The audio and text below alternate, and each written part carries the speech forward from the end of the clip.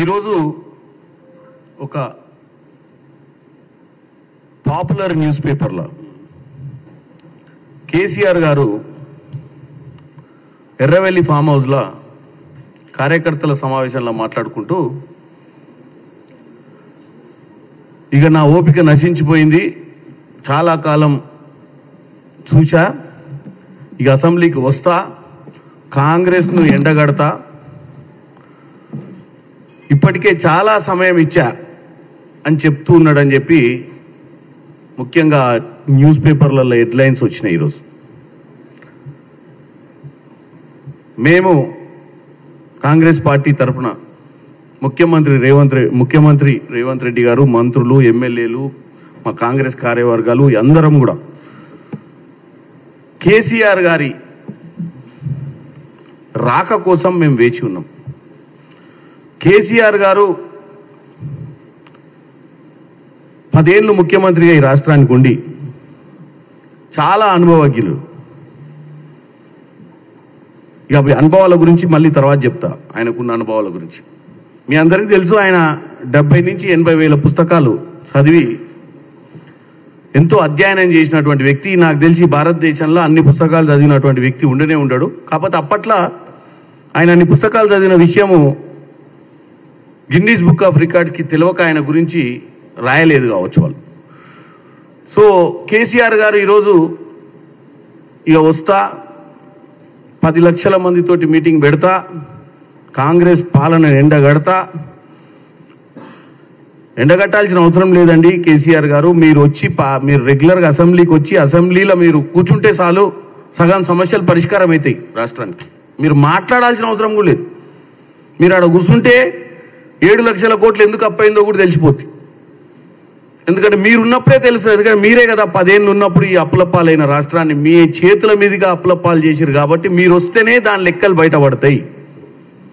మీరు వస్తేనే మాకు సంవత్సరంన్నర పాలనలో మాకు ఏమన్నా తెలియని విషయాలు ఉంటే మీరు చెప్తారు. గత పాలనలో మీరు చేసిన తప్పులు మీరు చూసిరు కాబట్టి ఇప్పుడన్నా తప్పులు చేయకుండా మమ్మల్ని ఏమన్నా డైరెక్షన్లో పెట్టే అవకాశం కూడా ఉంటుంది.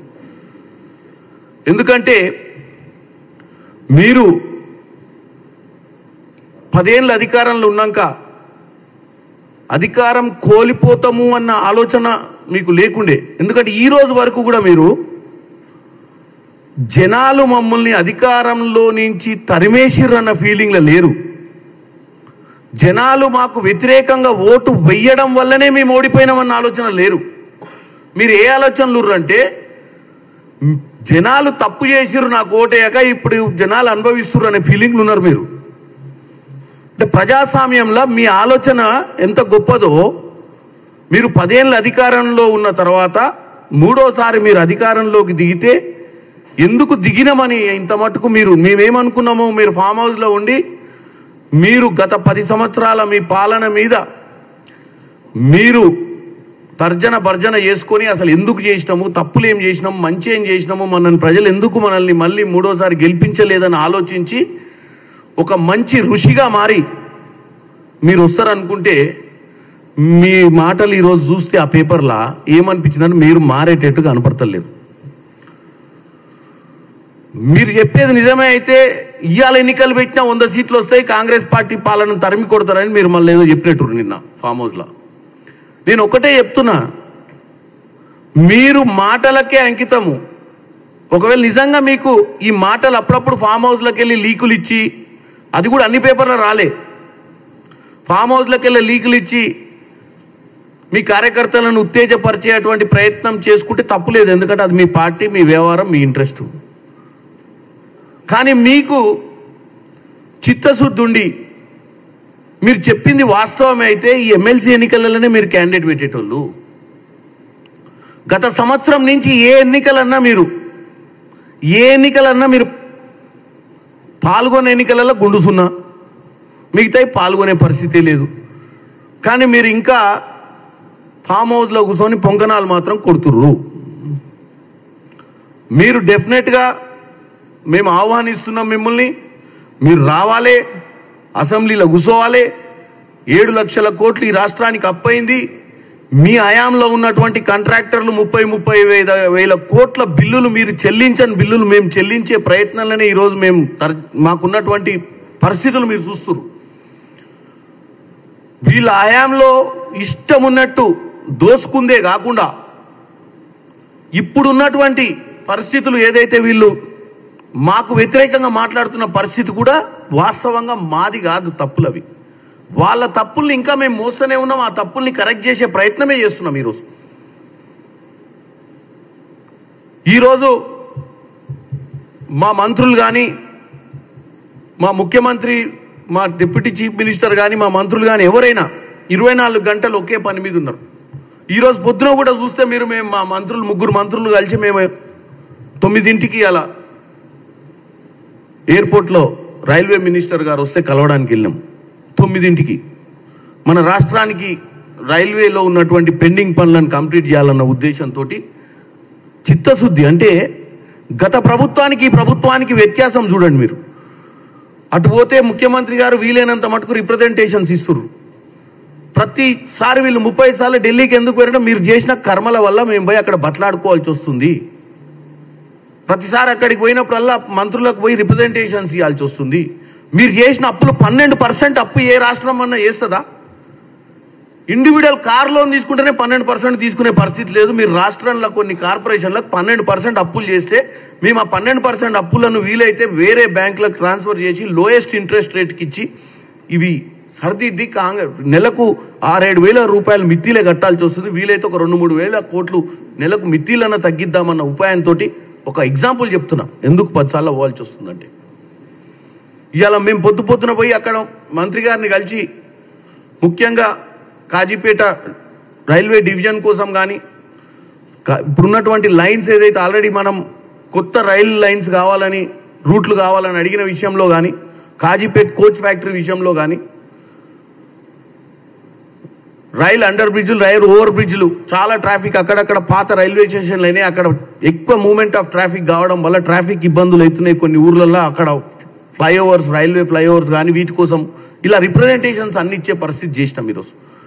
ఈరోజు మధ్యాహ్నం కూడా ముఖ్యంగా మొట్టమొదటిసారిగా మా ఎంపీలందరినీ, అంటే రాష్ట్రంలో ఉన్న 17 మంది ఎంపీలను ఈరోజు రాష్ట్ర ప్రభుత్వం, పార్టీ కాదు, కాంగ్రెస్ పార్టీ కాదు, రాష్ట్రంలో ఉన్న 17 మంది ఎంపీలకు ఈరోజు మా ఆనరబుల్ డిప్యూటీ చీఫ్ మినిస్టర్ గారు, చీఫ్ సెక్రటరీ గారు, అన్ని శాఖల ప్రిన్సిపల్ సెక్రటరీలు ఒక మీటింగ్కి ఎందుకు పిలిచిర్రంటే, గత 10 సంవత్సరాల నుంచి తెలంగాణకు రావాల్సినటువంటి నిధులు, తెలంగాణలో రావాల్సినటువంటి ప్రాజెక్టులు, తెలంగాణలో జరగాల్సినటువంటి పనులు పెండింగ్ ఉన్నాయి.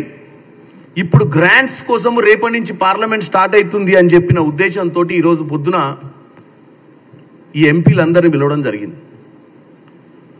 ఈ ఎంపీలందరినీ పిలిచి మా అందరికీ కూడా తర్వాత నేను ముఖ్యంగా ఇవన్నీ గవర్నమెంట్ ప్రపోజల్స్ మీకు దగ్గర ఒక 160-170 రిప్రజెంటేషన్స్ ఉన్నాయి సెంట్రల్ గవర్నమెంట్కి. ఈ బుక్ ఒకటి అందరు ఎంపీలకు ఇచ్చారు. ఓవరాల్గా ఎన్నిసార్లు మనము గత సంవత్సరాల పాలనలో సెంట్రల్ గవర్నమెంట్ మినిస్టర్స్ని ఏ శాఖ నుంచి మనకు రావాల్సిన నిధులు, అంటే ముఖ్యమైన అంశాలు చెప్తా మీకు. 3R, metro, Musi regeneration, especially Godavari నీళ్లు తీసుకొచ్చి మల్లన్న సాగర్ నుంచి ఉస్మాన్ సాగర్లో కలపాలన్న 20 TMCల నీళ్లు, దానికి సంబంధించింది. తర్వాత అంతకుముందు విభజన హామీలో మనకు రావాల్సినటువంటి అంశాలు, అన్ని అంశాలకు క్రోడీకరించి ఈరోజు ఒక బుక్కే కాకుండా ఒక ప్రజెంటేషన్ కూడా, ఇది కూడా మీకు పంపిస్తాం మీడియా వాళ్ళందరికీ. ఈ ప్రజెంటేషన్ కూడా ఈరోజు ప్రతి పాయింట్ అంటే 28 అంశాల మీద ప్రజెంటేషన్ ఇచ్చారు. 28 అంశాల మీద approval of entire regional ring road నుంచి Warangal underground drainage, semiconductor missions, IPS cadre review. ఒక చిన్న ఎగ్జాంపుల్ చెప్తా ఈరోజు తెలంగాణ ప్రజలకు. మంచి అంశం చెప్పారు ఈరోజు. అందరు వస్తే అందరికి అర్థమైంది. ఒక కొత్త ఎంపీగా నాకు అర్థమైంది ఏంటంటే, IPS క్యాడర్ రివ్యూ ఏదైతుందో 2016 అయింది మన రాష్ట్రంలో. అప్పటి నుంచి ఇప్పటి వరకు IPS ఈరోజు మన రాష్ట్ర జనాభా ప్రకారం కేరళ, అస్సాం, పంజాబ్ మనకంటే తక్కువ జనాభా ఉన్న రాష్ట్రంలో, మనకంటే విస్తీర్ణం కూడా తక్కువ ఉన్నటువంటి రాష్ట్రాలలో మనకంటే మనకు 70 మంది ఐపీఎస్ ఆఫీసర్లు వాళ్ళకి 95-100 మంది ఉన్నారు. అంటే మనకంటే 25% ఎక్కువ ఐపీఎస్ ఆఫీసర్లను ఇచ్చినటువంటి పరిస్థితి.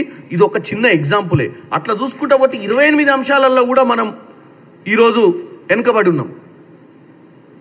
మేము ముఖ్యంగా ఈరోజు రివ్యూలో మేము కూడా అడిగినాం చీఫ్ ప్రిన్సిపల్ సెక్రటరీస్ని, అవునండి 28 అంశాలు మనం ఎన్నుకున్నాం కదా, ఈ 28 అంశాల విషయంలో ఏ అంశము పక్క రాష్ట్రానికి నార్త్ ఇండియన్ రాష్ట్రాలకు కానీ, పక్క రాష్ట్రం గుజరాత్ కానీ, మధ్యప్రదేశ్ కానీ, ఉత్తరప్రదేశ్ కానీ, బీహార్ కానీ, ఈ రాష్ట్రంలో ఈ అంశాలు మీరు మెట్రో గురించే చెప్తా.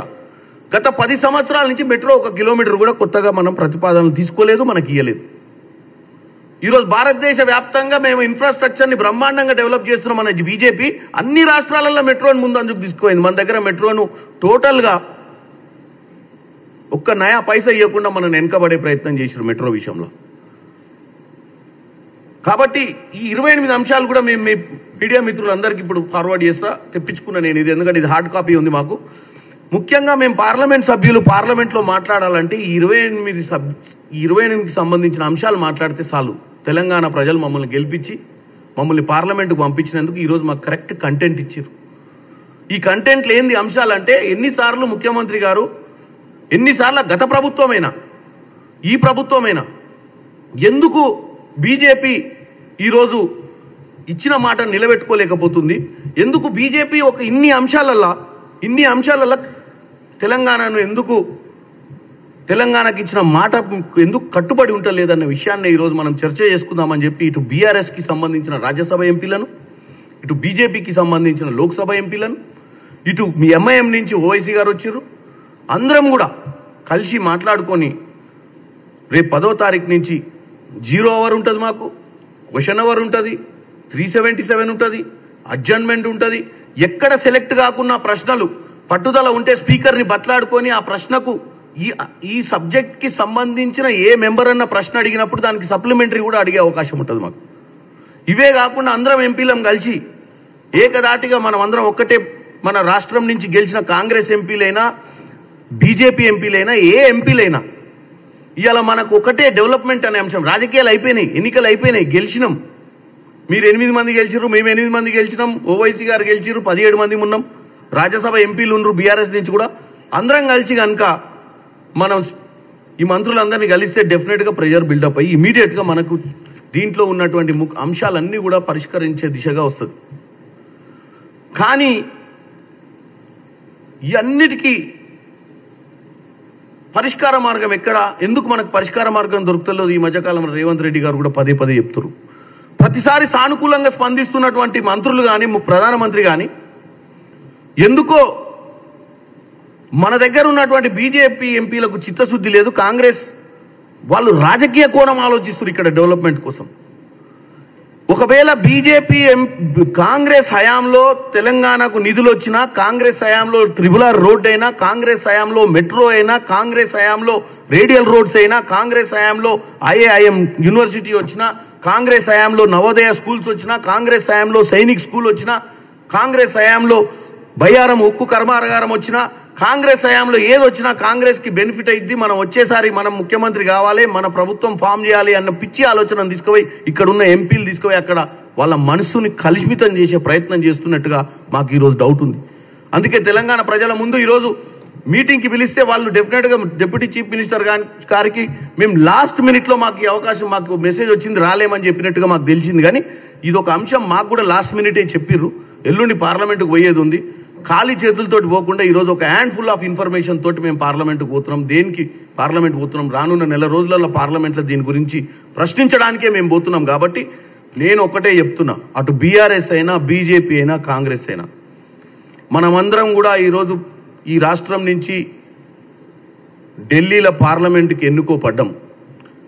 మనం అక్కడ ఉండి పనిచేయాల్సిన అవసరం ఉంది. మనం అక్కడ ఉండి మన రాష్ట్రానికి సేవ చేసినప్పుడే మన రాష్ట్ర ప్రజలు మనల్ని గుర్తిస్తారు. ఇక్కడ రాజకీయాలు చేయొచ్చు, తప్పదు. మీరు కూడా మీకున్న అజెండా మీకుంటుంది, మాకు అది రాజకీయంగా పక్కన పెట్టి డెవలప్మెంట్కి వచ్చినప్పుడు అందరం కలిసిపోవాలని కోరుకుంటున్నాను.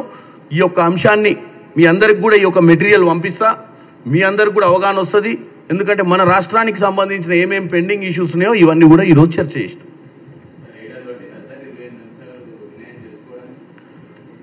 ఈరోజు ఫస్ట్ టైం పార్లమెంట్ సభ్యులందరినీ పిలిచి చర్చ చేసిరు. ఇది దీంట్లో రిప్రజెంటేషన్స్ ఏడాది అది బుక్లో మీరు చూసినట్టయితే వచ్చిన అధికారంలోకి వచ్చిన మొదటి రోజు నుంచే రిప్రజెంటేషన్స్ స్టార్ట్ అయినాయి.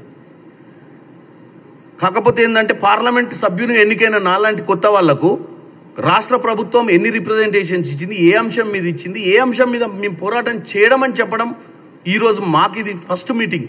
ఒక మంచి అవగాహన కల్పించారు అంటున్న పవర్ పాయింట్ ప్రజెంటేషన్ ద్వారా. అంతే తప్ప ఇది రిప్రజెంటేషన్స్ ఇప్పుడు మేల్కున్నది కాదు. ఇవన్నీ ఆల్రెడీ ఎస్టాబ్లిష్డ్, ఆల్రెడీ కమ్యూనికేటెడ్. మీరే చెప్తుంటారు కదా, పక్క రాష్ట్ర మన బీఆర్ఎస్ ప్రభుత్వం వాళ్ళే చెప్తున్నారు కదా, బీఆర్ఎస్ పార్టీ వాళ్ళే చెప్తున్నారు కదా 35 సార్లు పోయింది ముఖ్యమంత్రి గారు అనేది. ఈ రిప్రజెంటేషన్స్ కోసమే పోయింది. ఇది కూడా తెలవాలి తెలంగాణ ప్రజలకు ఎందుకు పోతున్నామని. మాకే గతంలో ఎప్పుడన్నా చూసిర్రా పొద్దున ఎవరన్నా మినిస్టర్ ప్రధానమంత్రి వస్తేనే బీఆర్ఎస్కి సంబంధించిన ముఖ్యమంత్రి రిసీవింగ్కి పోడు. ఇలా మేము 3 మంత్రులతోటి 2 ఎంపీలం పోయి అక్కడ ఎయిర్పోర్ట్లు ఎందుకు నిలబడ్డాని చెప్పండి. మన రాష్ట్ర అవసరాల కోసం పొలిటికల్గా సబ్జెక్ట్ కాదు, అది డెవలప్మెంట్ సబ్జెక్ట్ మీద పోయినాం. అంటే మా చిత్తశుద్ధి చెప్తున్నాం మీకు.